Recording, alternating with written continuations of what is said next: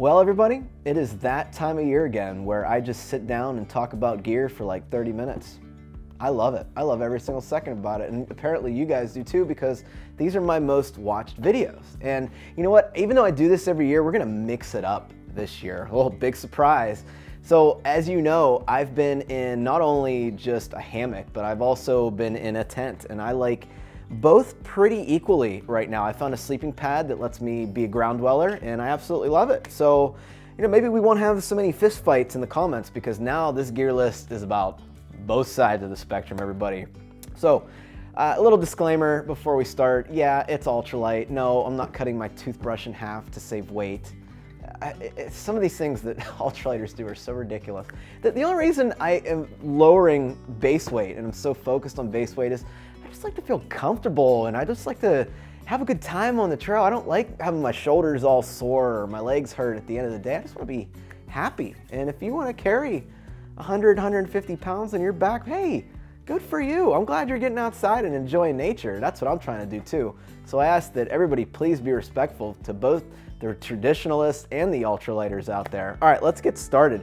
Let's talk about the clothes that I wear on my body. And first of all, I'm Frozen with Outdoor Adventures, and thank you so much for joining me. I guess I should get that out of the way first. Anyway, footwear. I'm in the Lone Peak 4.5s right now, and I like them as a shoe, but for personal choice, I think I'm gonna go with something more cushiony next year, maybe the Ultra Timps. Right now, Ultra's having some problems with their Timps. They're so narrow. I wouldn't recommend buying them. That's why I'm holding off this year. But as soon as they fix that issue, I think I'm all about the Timps. Next item, Darn Tough quarter cushion Vermont hiking socks. Love these, got 2 pairs. Not gonna spend a lot of time because, man, everybody uses those things. All right, Dirty Girl Gaiters. Okay, so the gaiters are just meant to keep rocks and sticks and mud and dirt and crap out of your shoe, but sometimes they do create heat rash, and I'm currently looking to see if it would warrant enough for me to just not use them. They do, though, keep my shoes tied all day. All right, buff. Remember whenever I was like full gangster and I used to go like this? Do you guys remember that? I used to wear it like that. I kind of stopped doing that, right? I'm just doing the whole, and this shows you the versatility of a buff, but I keep this around for several reasons. One, it keeps the sweat off of my forehead, out of my eyes.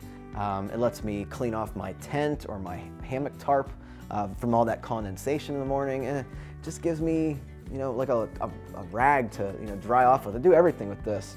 I've been carrying it since I started backpacking. All right, shirt. This is a Champion Vapor shirt. You can't get these anymore. Why did they got rid of their Vapor line? I don't know. But this is falling apart. I got to get something new. Maybe Outdoor Research Echo. Let me know your items that you like for shirts, sleep, and hiking down in the comment box below, and I'll be trolling the comments for the next couple weeks here. Last but not least, for worn gear, this is my Patagonia Strider shorts. Yeah, Patagucci is like really expensive, but I found out that one of these pair of shorts lasts for an entire thru hike. That's like 130 days of hiking. And I like the liner because it doesn't chafe. It doesn't chafe like normal boxer briefs. Now, I can't sleep in this, so I do end up bringing a pair of sleep shorts. But these are working out great. They got a pocket in the back for a phone, and then 2 pockets per side for a wallet that are really, really stretchy. And you can put a phone in there, like a big like Samsung Galaxy S91 or whatever they're on now. It's nice. All right, trekking poles. I am still using the Lakey Micro Vario Carbon TI, blah, blah, blah, blah, blah. These are gonna get replaced as soon as they break. I don't have anything against Lakey per se, but I do have a lot against carbon fiber poles. They just break too easy, especially out here on the East Coast. There's rocks, especially in Pennsylvania where I'm at. So once these break, I will be going down to aluminum. All right, and last but not least, so my packs usually don't have a hip belt on them. Even when I do, I always rock the Light AF fanny pack, and this is just for snacks during the day. I love just getting my hand in there and pulling out some string cheese or some peanuts or whatever. And even when I have the full suspension packs, like in the winter, I opt to not get those goofy hip belt pockets because, man, let's be honest, it's so hard to reach around and get going on that, and then the zipper doesn't always open. It's just a big pain. I like the fanny pack better. All right, that takes care of the worn gear. Let's take a look at the pack. The pack is a Light AF. huge. All right, it's a Light AF Curve 30 in the Ultra 200 fabric. I haven't talked about this yet, but we're gonna introduce you to Ultra 200 on this channel in a couple weeks here. This is going to take over Dyneema composite fabric. I'm telling you what, this is really exciting times for backpacking, and everybody is switching. All right, water bottles. So I don't use any kind of scooper or like Evernew bag or Sawyer bag or any of that nonsense. Just fill up the water bottle and put a Sawyer squeeze on the end of that bottle and filter your water that way. If I run into a problem where I need to actually get in and like scoop some stuff up, I'll just get my pot out. Never had to do that. It's been a full through hike and another 2 years on top of that. Haven't used it. This is what really works for me. I love doing it this way. And it's fast. You know, you don't have to filter your water at the stream. You can just fill up and then filter your water whenever you stop for lunch or something. All right, fuel bottle. This is I don't know, some water bottle that I put some X's on to denote that it's fuel. I got slammed in my last video because the X's wore off. So here they are, guys. They're fresh, brand new, just for this video. This is just like, hey kid, don't drink this, it's not water. And that's where I put my denatured alcohol from my alcohol stove. And then I end up carrying another 1 liter smart water bottle with a sports cap from the little guys. And that's usually about what I need. If I need anything else, I'll just bring another water bottle with me. Taking care of the front mesh pocket. Now this is where we're gonna kind of split into tent versus hammock kind of thing.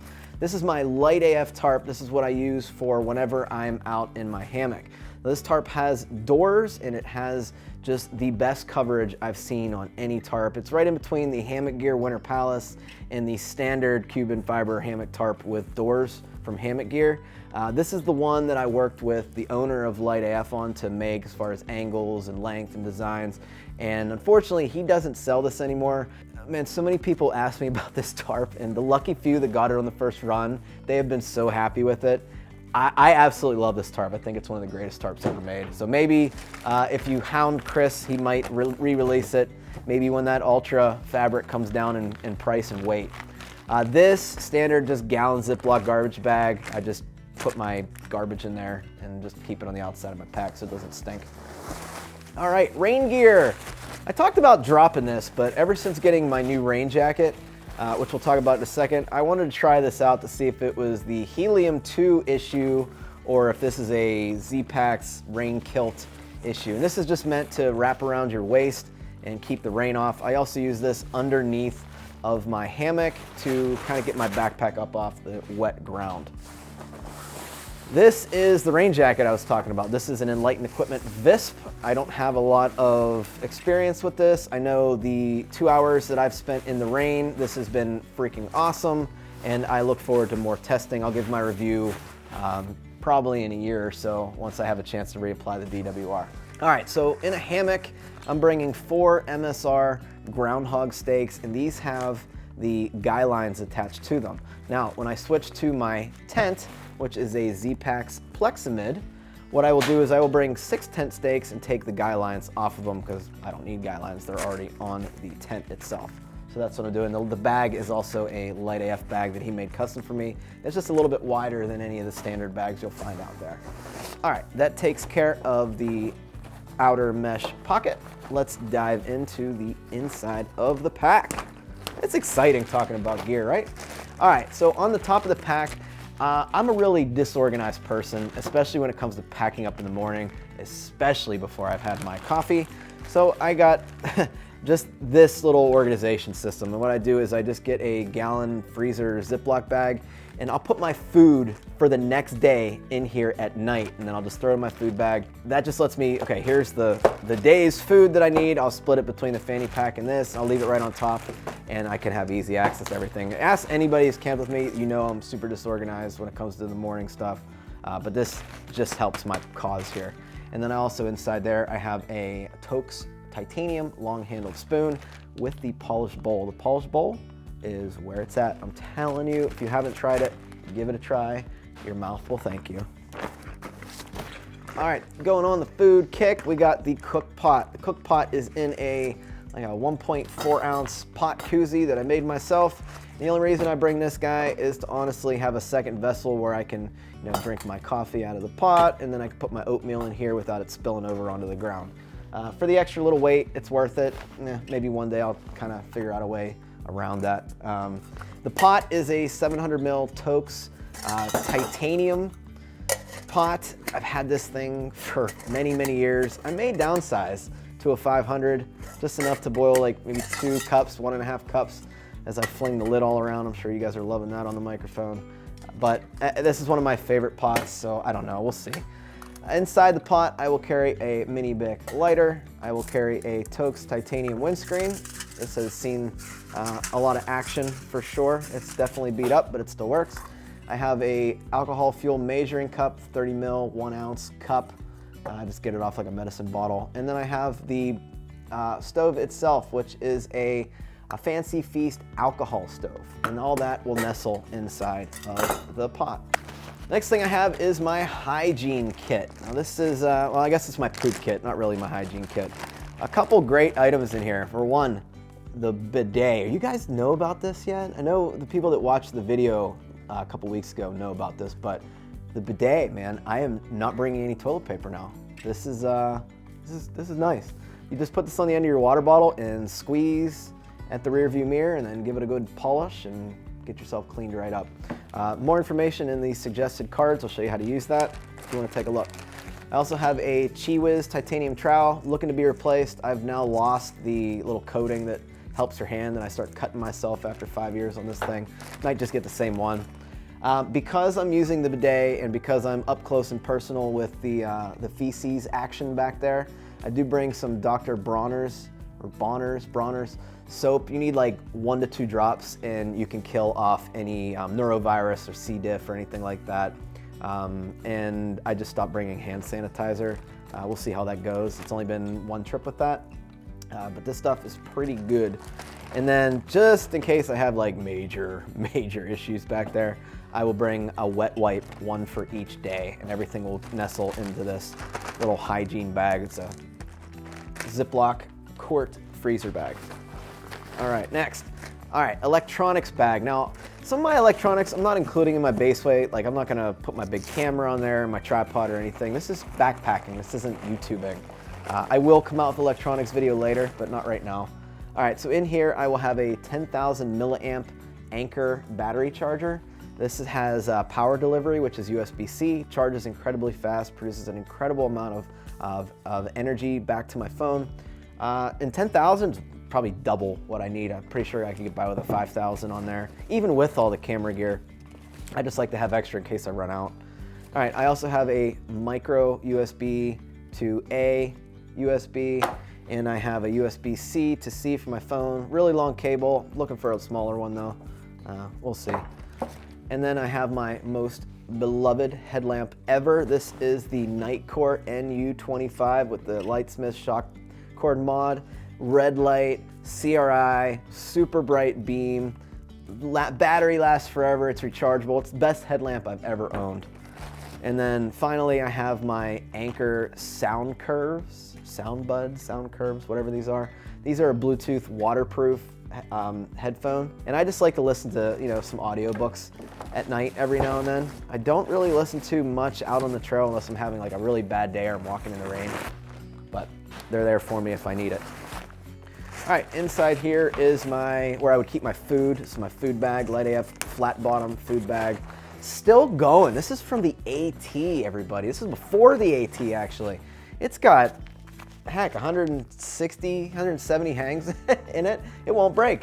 And then in here, this is my rock bag. So I'll attach the line to this with a carabiner, throw it over a tree, and I'll have 30 foot of Lawson reflective guy line and a little Light AF carabiner in there, and those will just stay together with all my food. Here's my Diddy bag. We're gonna go into this a little bit here. All right, my Diddy bag has several things in it. All right, for one, it has my wallet. I keep a couple bucks here in case I want to get a beer or something, nothing major. I also have my Victorinox Swiss Army knife. It has a really nice set of tweezers for ticks. It works out very well. It has a toothpick, a knife, a fingernail file, and a pair of scissors. I used to be that guy that carried the big Bear Grylls survival knife, and I had it on my hip, and I was like, yeah, I'm gonna fight a bear with this thing. But you know, honestly, this is just what I've needed over the years. And if you want to carry something bigger, by all means, go for it. And then I'll keep my like photo ID or my medical card in here as well. Powder. I love this stuff. So this is for basically chafing. If I'm having like some really bad chafing, I will couple this with A&D ointment. I need to refill the A&D ointment, but I just get the single packs and it lasts for, you know, a few months. This is refillable. I fill it with a bigger one. I have Rocket Pure hand and foot balm for whenever my feet get really wet and they start cracking. It's no fun at all. I don't usually get blisters anymore, but my feet do crack. Now, unfortunately, one of my subscribers informed me that they're no longer making this, and I am just about out of this stuff. So I'm not crying yet. I'm still looking, but yeah, if you guys see this around, buy it now. It's amazing. Speaking of foot care, this is one of the little massage balls that I've been carrying. They're like all over the place now. You can find the cork balls now, which I might upgrade to soon here. This is by Foot. I don't necessarily recommend this. Any one of those massage balls will work. It's just important for me with plantar fasciitis or, you know, rolling out any tendons or muscles or backs or trigger points. This works really, really well. And it's light, it's like an ounce. Fire starter. I bring a couple cotton balls soaked in Vaseline and they work for my fire starter. Simple as that. My hygiene kit, I guess you want to call this. Toothbrush. I got my travel toothbrush, pick it up at any gas station, real little. I like it because it, you know, even though the bristles are wet, you can kind of shove it in a container to kind of, you know, stop that moisture from going everywhere. And this works for me. This is nice. It fits in the bag very well. Also comes with, usually it comes with a travel toothpaste. I have some Burt's Bees lip balm in there too. I got an extra contact case in case I need to take my Night and Days out. Night and Days are a contact that lets you sleep in them for up to 30 days. I tend to take them out on weekends or just leave them in during a long trip. That way I'm not touching my eyeballs, I'm not carrying extra contact solution. They're called, I think they're by AccuView. I want to say they're by AccuView. Just look up Night and Day contacts and you'll be able to find them. And then I carry a little safety pin, and this is just for popping any kind of blisters or anything that I need. I rarely use it, but it's there just in case I need it. What else is in here? I carry a little patch kit, which consists of 2 glue swabs, little glue like stickers for my sleeping pad. I also have a set of Heroes. These are earplugs, just in case I'm at a camp with a noisy snorer. And then I'll carry an additional mini Bic in my Diddy Bag, just in case I lose the one in my pot, have it for redundancy. And then this little guy, this is very important. This is an extra O-ring for my Sawyer squeeze, just in case it falls out or I lose it or misplace it or whatever. And then finally, what I have in here, and I just started refilling my supply because it's getting toward the end of the year. You can fill it up in the fall. I'll have just a couple ibuprofen, a handful of ibuprofen, some anti-diarrhea pills, and some Benadryl. I've been stung before on the trail, like really bad, by giant wasps or hornets, whatever the bigger one is. And Benadryl actually helped me not pass out, which was pretty crazy. That happened on the Superior hiking trail. And I've been stung by yellow jackets. I'm not allergic or anything, but it's there for me. This magic item is what gets me to be a ground dweller. This is the Nemo Tensor sleeping pad, just a regular, and they make them in a long and wide too if you're interested. So it's like 14 ounces, but it's worth every single gram because of how comfortable it is. All right, going back to a hammock setup. This is my hammock. This is a 1.0 Monolight Dream Hammock Darien, custom made to all my specs and everything that I want, 10-footer. And this has Jeff Myers suspension on it with Jeff Myers Evo loops, which take the place of carabiners. These are great. These are soft shackle carabiners made of Amsteel, and they work out fantastic.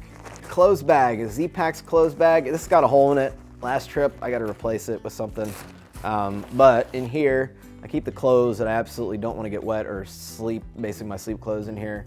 This is an extra pair of Darn Tough Quarter Hiker Vermonts. I looked a long time for like running short type things with a liner in it, and these are one of my failed experiments. These caused a lot of chafing, so I just end up using these as sleep shorts. I cut out the liner. These are like Under Armour running shorts, something or other. I'm looking for a lighter pair of shorts, no big deal. These are sleep socks. These are just a Smart Wool sock liner, and I use these when I put my foot balm on. And honestly, I would just get a pair of these liner socks for sleeping, because the #1 cause of a quilt ripping is from toenails, surprisingly. So yeah, I just wear those all the time. Here's my sleep shirt, Champion something or other, picked up a long time ago, looking for a replacement, nothing special. Now these are special. These are my ballerina pants, is what I call them. These are meant for ballerinas. These are women's pants. Like you heat up when you stretch for ballerinas, and this is what they use apparently. I don't know, I found them on Amazon. These are called body wrappers, and these work great in taking the chill out of the air when it's exceptionally cold. And these are like a couple ounces, 12 bucks, can't beat them. They act really, really well for wind pants. Instead of paying a fortune, like $100+, get them for 12. These are great. All right, and that's it for the clothes bags. Let's see what else we got. This is my hammock gear incubator, burrow. I always forget which one the top quilt is, but this is a 40-degree top quilt. It's great. It actually gets me down to 35 pretty comfortably if I'm just wearing an extra jacket or something.